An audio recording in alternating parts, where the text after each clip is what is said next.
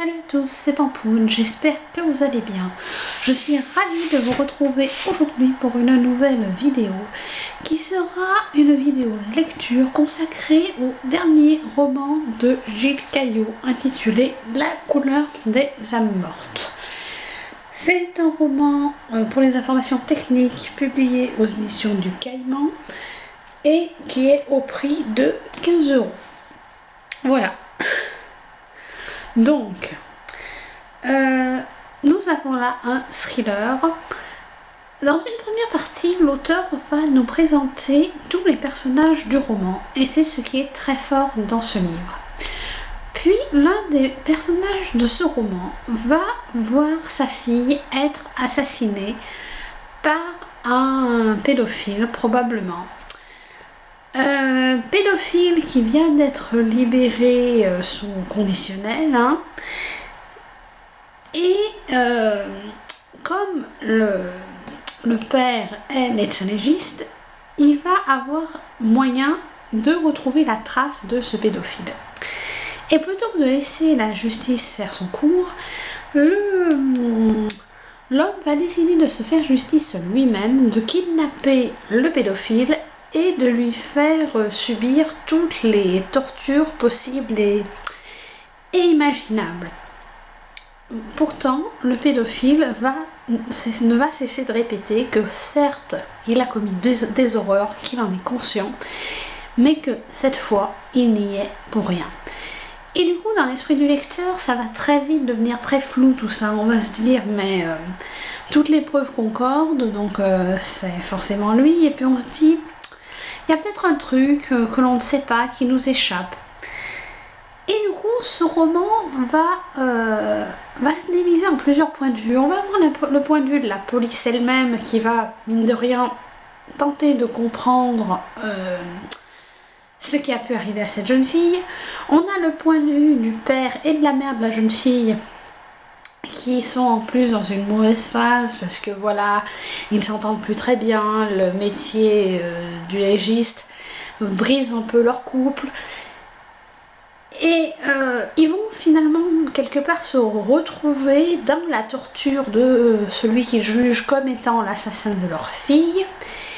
Et surtout, ce que j'ai trouvé exceptionnel dans ce roman, c'est que nous avons le point de vue du pédophile. Et c'est par ce point de vue-là que le lecteur se pose des questions, qui se dit, mais est-ce qu'il n'y a pas un truc derrière tout ça? Et forcément, il y aura un truc, mais je ne vous dis rien.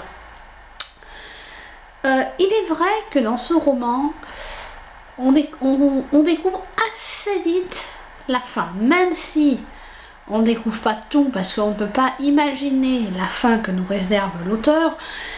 Il y a certaines choses que l'on voit venir, mais alors en gros, sauf que ce n'est pas là un défaut du roman, bien au contraire, parce que finalement c'est un thriller et le but de ce roman n'est pas tant de découvrir qui a tué la jeune fille, que de faire finalement une étude psychologique des personnages.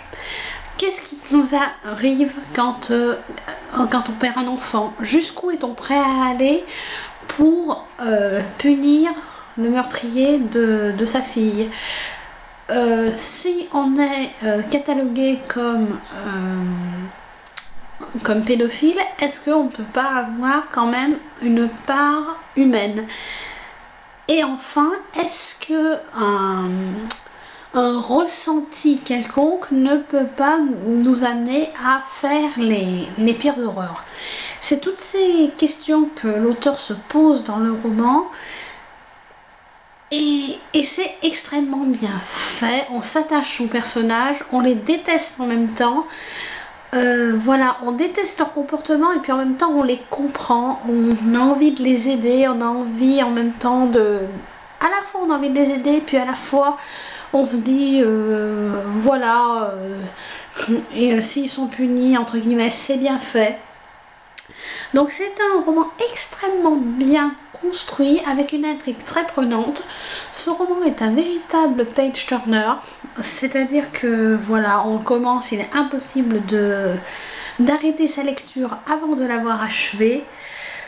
Et voilà, je ne peux que vous conseiller cette lecture si vous aimez les thrillers, si vous aimez les ambiances sombres, si vous aimez les personnages troublés, si vous aimez un peu l'hémoglobine aussi, mais surtout si vous aimez les réflexions profondes autour de faits de société dans un roman, parce que vraiment ce roman pose la question du monstre qui peut devenir humain ou de l'humain qui peut devenir un monstre.